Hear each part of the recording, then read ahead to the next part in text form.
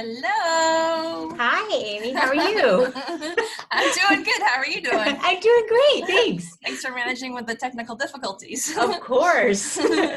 It's so fun to see you in person finally after all the back and forthness and everything. Yeah, this is great. Thanks so much for inviting me. Yeah, I like your little background there with your Thank nice you. teal walls. Yes. This is my happy space with Yay. bright walls. Fantastic. How are y'all doing over there in Chicago?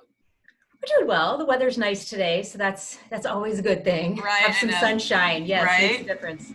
How about you guys in Seattle? Yeah, let's see. Today we got some sun, so it's all over the place. Some sun, some not. It's Seattle. So today, so I just love your book so much, and I just found it to be so valuable and just very relating with what you said. I've been doing like the move organizing for quite some time, and just it was so validating to like read other, I'm like, oh yeah, exactly, like we think alike, like we have the same, ideas and or some of the same ideas. But what I did find was really cool is because I'm not an expert in organizing children's toys, and I tend to like refer that out. But I do. I loved your idea for downsizing toys, toys for kids, toys. So, can you share that with us? Sure, of course. So my husband, Dan, and I, we moved a lot. We moved 10 times in 11 years, and we have 3 kids. And so decluttering was always a big part of it. And so I wanted to make it fun for the kids. And so one of the things that we started doing was something that I call the toy store. And we still do it now, like every single year. It's part of our family routine now.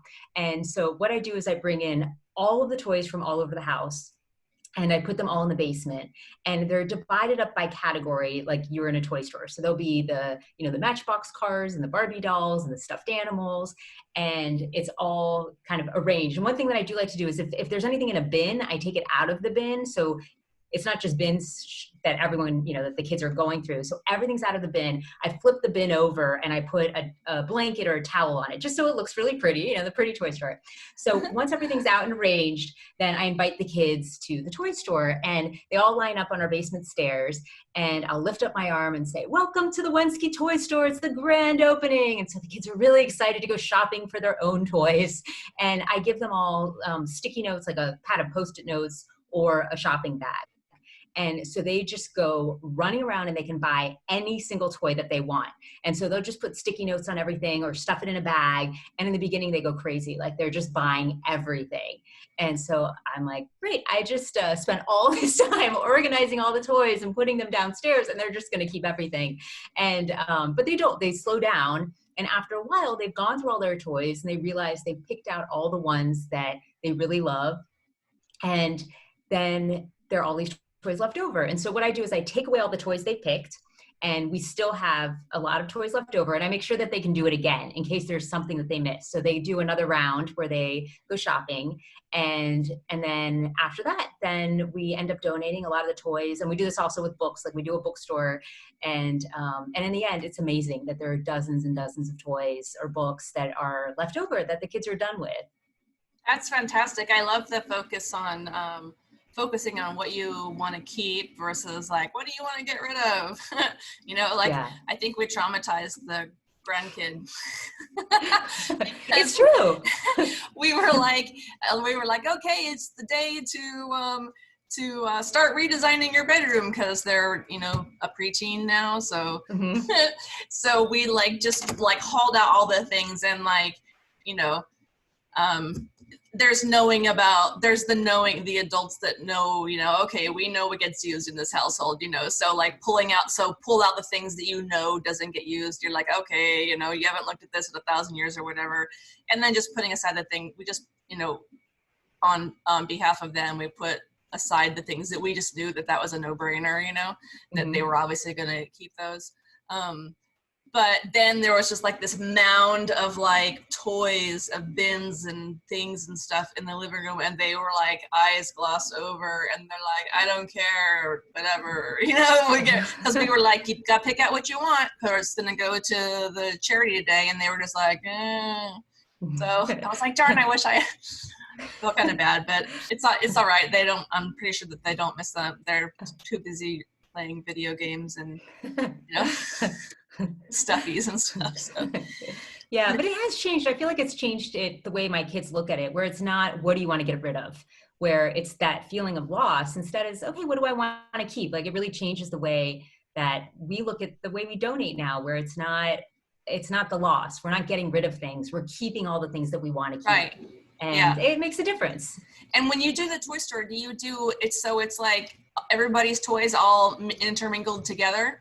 Yes. And do you get that was mine, that was mine, you can't have it kind of thing? Well, they don't get to keep it. Even if they pick it, it's not that it becomes theirs. So I have 3 kids, Victoria, Joseph, and Charlotte, and Charlotte's the youngest. So if Charlotte went around and started picking all the items, it doesn't mean they're hers. It just means that they stay in the house. So our kids have a lot of, board games and puzzles and whatnot that are really communal, even if some child got it for their birthday. So it's just, if you pick it, it stays in the house.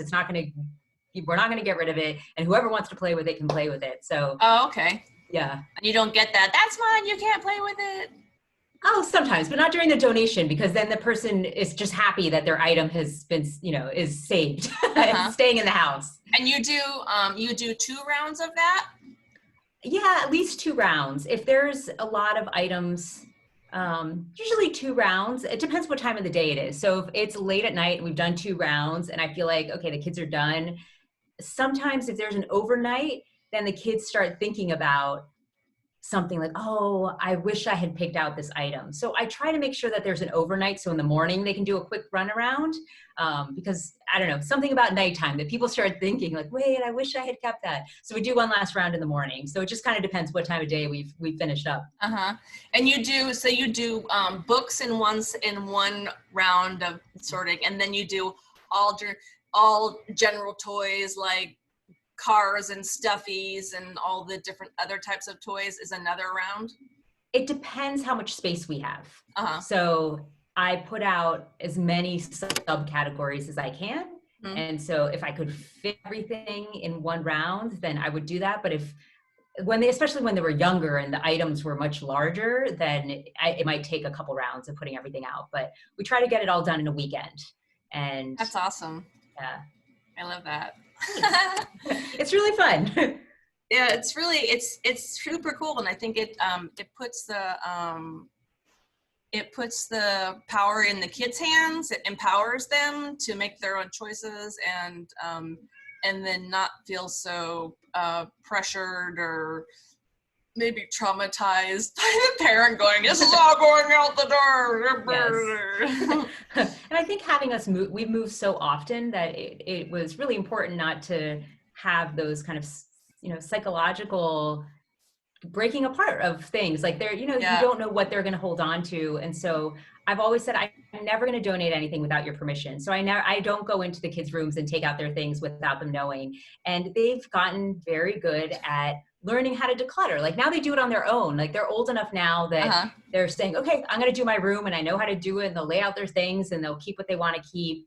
And I wanted to teach them how to do it on their own without my help, so that as they go to college and they're in their 20s, that they'll know how to do it, and then they'll be happy with it. And before we do any donation round, and we've done this since they were toddlers, because people always ask how young is too young, and they were little, and we would do this. And so we would talk to them about, what are our goals? Why are we doing this? And we would say, okay, because we want to help people that might not have a toy. We'll give them a toy, or I want my room to be cleaner, or then I know how to find my toy. So we just kind of throw out ideas of why we're doing it. And now over the years, they get it, because they've done it so often that it's just become part of like our fun family weekend tradition. And there's lots of candy involved too. There is lots of candy. That's great. I love it. I was just imagine like how you would do the toy store if you live in a small space, you know, and your whole living room becomes the toy store for like, you know, a moment, you know, but I can imagine if you live in a smaller space that, you know, you'd have to utilize a space and then you'd have to do it, and maybe you couldn't have the weekend to do it. Maybe you had like the day, you know, like the morning and the evening rounds or something like that. Yeah. Yeah. And one thing, if you're moving, then you just start packing everything, because you have everything is now organized by subcategory. And if you're not moving, same thing, like you've done all the hard work of organizing things by category. So now all of the dolls in a specific place, or the puzzles, like it's a lot easier to organize after you've done this, because you've done all the work. You've taken everything out and you've created the categories. And so it is nice when you're done you'll have an organized house. Yeah, it's fantastic. I'm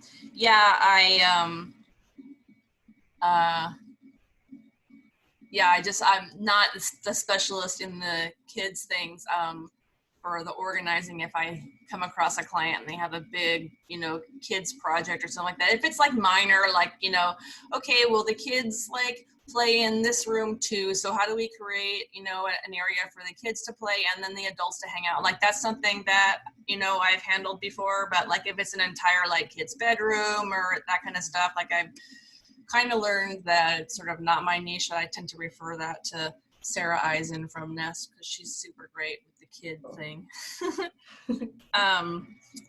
So this is a fun time to have to be moving. Yes. We just moved one of my clients' offices, and we're both sheltered at home, and so due to sensitive systems and, you know, body systems and stuff, and so we're not going out and being in the world. And so we found some movers that were really super like on top of everything. They had like pictures with them in the masks and everything, you know, with the rules, it was just like super great. But it was like completely like hands off. Like I drew them a map. This is where the things, and please box these by area. And like, this is this desk number 1, desk number 2 kind of thing. And you wrote an article about moving in Corona times, and I did a little Instagram post about that. As I was doing that post, I was just like, all the ideas and the things that you think about or don't really have to think about, and then have to think about, you know. My brain just went, oh, don't move right now, you know. Yeah. So can you share some of the tips that you have offered to your readers? Because you said you had had quite a bit of people asking you, OMG, what do I do? So maybe you could give share some of those, because those were some really fantastic tips also. Sure, thank you. Yeah, a lot of people are still moving. Moving has not stopped. And so I think it's nice to know that a lot of people are taking precautions. So like you said, the movers are taking precautions. The American Moving and Storage Association had given out guidelines of what the movers should do in terms of wearing masks and the gloves and the social distancing, all of that. So if you are moving, just know that realtors, movers, everyone's taking it very seriously. And just double check with your mover, because obviously every moving company is different, just to make sure that they are going through it. I know a lot of people that are moving, and one of the things that I have found most fascinating about it is the amount of gratitude that I have seen from people who are moving is unbelievable. In terms of when they get to their new location, they are so happy and so grateful. And so if you are going through a move right now, just realize like everyone, like it's hard right now. What you're doing right now is so difficult in terms of all the stress of a typical move, but then doing it during, you know, COVID-19. But know that in the end, everyone I have talked to has been just so happy that they are finally in their new space, that they have a new space. And so there is a silver lining. You will get to the end. And I find that all the time with moving too, that there's a deadline. You're going to move. So it might be very stressful until that point, but you will somehow make it through it. You will get through it. And then you get to the other side. And the good thing too, right now, when you're moving, you'll get to the other side and you have plenty of time at home to unpack. I know, right? Plenty of time. So you can organize it all. Yeah. Nothing but time. Totally. Let's see. There was something that came up when you were talking about that, and I'm going to forget temporarily. But the next thing I wanted to ask you, so I work a lot with couples, and I find often that somehow in the relationship there's opposites in some varying categories and amounts and that kind of thing. But I did help some people move to Scotland where like a total opposite organizing styles and everything. And I know you've moved with your husband many times, and I just want to ask if there's like, how are you guys? Are you guys opposites or more similars? And then how did you manage and like not like divorce each other by moving so many times together? It's a very good question. Actually, that's the number one question I get at every book talk that I do. It's always, there's always tension. Yes, there's always tension. Not me, not how I do it, but basically like, how do I handle my husband, right? So that's always the question that I get. So we did move a lot. And the big thing that we found that helped us is we divided and conquered. So I have certain skills, my husband has certain skills, and just figuring out, okay, what is going to be on your checklist, what's on my checklist. And I do have free resources on my website on artofhappymoving.com. There's a moving checklist. Like, go through the checklist, see what you're good at, see what your spouse is good at. I am the declutterer in our house, so I would be the one that would spearhead that effort. For a lot of our moves, my husband was working really long hours, and so I would take on a lot of the tasks of the packing and everything at home. But he is incredible at putting the stuff in the U-Haul. So he's like a Tetris master, right? Where it like all goes exactly right. So I would say just go through the checklist, see what your strengths are, what your partner's strengths are, and then divide and conquer. And if there's something that you're both not that great at, maybe you need help organizing, then hire somebody else. And you can, right now, like, there's lots of virtual help that you can do of having, do you do any virtual organizing at the moment? I do, yeah. I pivoted just almost immediately early March because we were like, okay, well, yeah. And just as it was really starting to get busy, so I've lost so much business. But yeah, it's just like not everybody wants to work virtually, so it's just like, it is what it is, so you just move along. Yeah. Do what you can with the time. But yeah, I am working virtually and absolutely can help people. The organizing a move in itself, a lot of that I do remotely because I'm dealing with, hiring the different services and stuff. But, the decluttering and that kind of stuff, I just had a consultation today with a gal who just needs to like get the garage handled. It's become the gathering ground over the years, and everything's good except the garage. So, I can be on my end and be the eyes and the brain and the strategist and everything, and then they just have to be like the labor and then do some decisions, and stuff. But it's totally doable. It's different. It's just a different way, but it's totally doable. And there's a lot of organizers that do work virtually on a regular basis too, not just Corona time. So. Yeah, so there's so many resources that people can use. And, but yeah, if you're moving with someone, I would say divide and conquer, but also do fun things, that it's not just about moving and the packing. Make sure to take breaks. And I think right now, everyone is in survival mode, right? Whether you're moving or not, we're just trying to get by, right? So be easy on yourself. And yeah. Yeah. I encourage people, generally in normal times, I always ask my clients, what do you do for self-care? Because I'm interested to see if they're taking care of themselves. And if they're not, then I highly encourage it. you know, so that, and some people already have their spa and their gym in place, and some people don't. And I'm like, you need to go take some time. Yeah. But now we're in a totally different thing. So I can't just like send them to the spa, you know, but I can just tell them, you know, make your own spa at home or something, Totally. you know. But yeah. And yeah. in the Art of Happy Moving, I do have a chapter that talks about making your bucket list. And part of that is the self-care. Like, make a list of things that you want to do before you move. There's a lot of stuff in the book that was more about, you know, saying goodbye to your city and visiting places, which obviously we're not doing right now, but other ways of taking self-care that, you know, put on there, that you want to watch a movie or have a special dinner with your spouse or something, just anything to make the days not seem long of just packing or whatever you're doing. If you're moving, all the things, have some fun things, do something you can look forward to in a day. Yeah. I'd like to encourage people also to, try and not uproot all the rooms all at once, you know, like, and try and have like one space that has some semblance of peace involved, you know, if you're piecemeal packing, you know, at a time, and maybe DIY packing. And I mean, it's always fantastic if you can hire movers to come in and pack, because they just come in and pack one day and move you the next day, and you live almost normal, you know. But definitely, you know, if people can sort of not try and uproot all the rooms all at once, so that you have some place to escape to, you know. I agree. Yeah. Very important.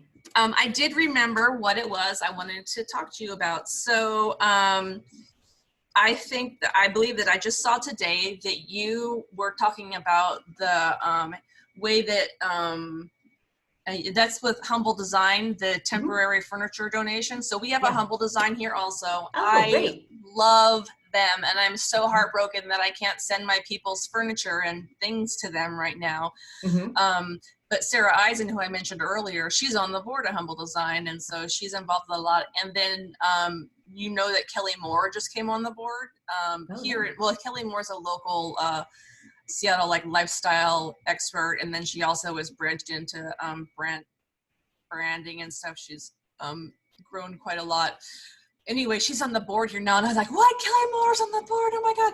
Anyway, so so can you talk about what you guys are doing there in Chicago to manage the furniture thing? Because I don't know that we're doing that here, but I imagine, like, because we have a Humble here too, that they might try and make that happen. But I'm interested to hear what you guys have done. Yeah, so I was getting a lot of questions from readers that said, I'm moving, I have all this furniture, and I have nowhere to take it, because none of the nonprofits were picking up, they're still not picking up furniture. And so I reached out to the Chicago Furniture Bank and Humble Design and said, if I started up this program, do you need furniture, and would you want to have furniture? They said, absolutely. So I reached out to U-Haul and Pods and asked them if it would be possible for us to have a temporary space. And so it made a lot of sense to have a Pods container and the U-Haul U-Box, because those are, you know, separate containers. And we reached out to, through Chicago Furniture Bank, they had some contacts at a church, and we were able to get the Pods container and the U-Haul box to be placed at the church. And this way, it's contactless donations. People who are moving can drop off their furniture. A lot of the furniture is going to go to the Chicago Furniture Bank through Pods. And then all of the other things, the household items, microwaves, coffee pots, linens, towels, is all going to Humble Design. And then Chicago Furniture Bank and Humble Design will come by and pick up the contents of the containers. And so we're just going to keep doing this throughout the stay-at-home orders, and hopefully we'll have an impact to help the Chicago Furniture Bank and Humble Design, because their inventory is getting a lot lower. And for those of you who don't know what Humble Design is, or Chicago Furniture Bank, they help people who are transitioning from homelessness, and they provide furniture. And with Humble Design, they come in and they design the space so that it's a home, right? And I've spoken a lot with Griffin, who's at the Chicago Furniture Bank, and both of the organizations, they make a house feel like a home, because now people have beds to sleep in or a couch to sit on. And so, yeah, I'm really excited. I had wanted to start this nationally and just say, let's just do this everywhere. And obviously there's some logistics involved. So we just started in Chicago, just started today. And now that I know that they are in Seattle as well, then let's talk. We'll get something started in Seattle as well. I'm so excited to see it. I was like, oh my God, that's a great idea. So then so how are you as the things, so when people come with their furniture, do they load it in themselves, or you have people, so that people put their furniture? It's all self, yes. So it's them doing it by themselves. And that way we have contactless service. That was one of the big issues, that they're not doing home pickups because of the safety to the employees that work at Chicago Furniture Bank and Humble Design, and also for the people who are donating. So this way there's no contact, and people will drop off their items. And I'm sure they're probably large, heavy items. I imagine there will be less likely to show up, but everything is needed: folding tables and chairs and dressers and lamps and everything. And I know so many people here that they're decluttering right now. People are at home, they're trying to organize their spaces, and there's this large supply of items that people want to donate. And there are the organizations who need the donations. It was just trying to find a space where this could happen. So I also discovered the Give Back box, and you can send stuff in boxes. That has to be able to fit in boxes, right? But they, at this point, are still accepting items. She said, I just watched her video this morning, and she said it's getting harder because the places aren't accepting, and so they're probably getting full, like their warehouse or wherever it is that they keep stuff. But for now, they're still accepting donations, so it's pretty cool because you can just literally box it up, print a free shipping label, schedule a free UPS pickup, and you don't even leave your house to do it. That's fantastic. So that's pretty awesome. Oh, I just dropped my phone on the floor. Yay! At least my cat stopped yelling at me. She was like, "Meow." Well, gosh, that's all so cool. So, Ali, do you have?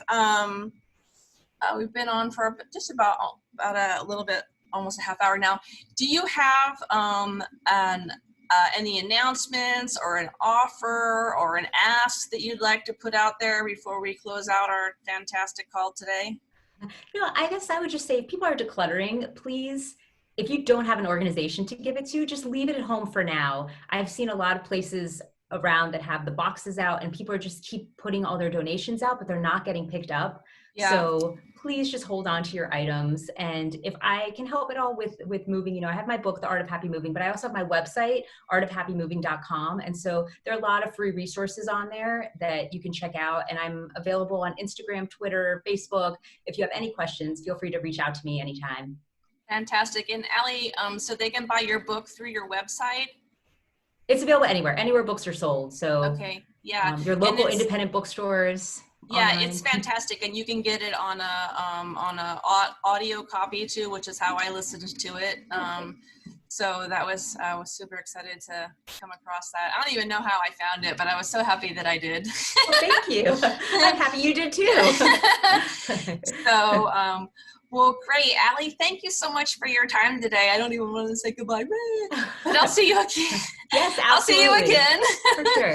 Thank you very much. And I'll reach out to you about Humble Design. So hopefully we can do something in Seattle. That'll be fantastic. I would love that. Okay. Thanks so much. Great. Have a great day. You Thanks, too. Ali. Bye-bye, Amy. Bye-bye.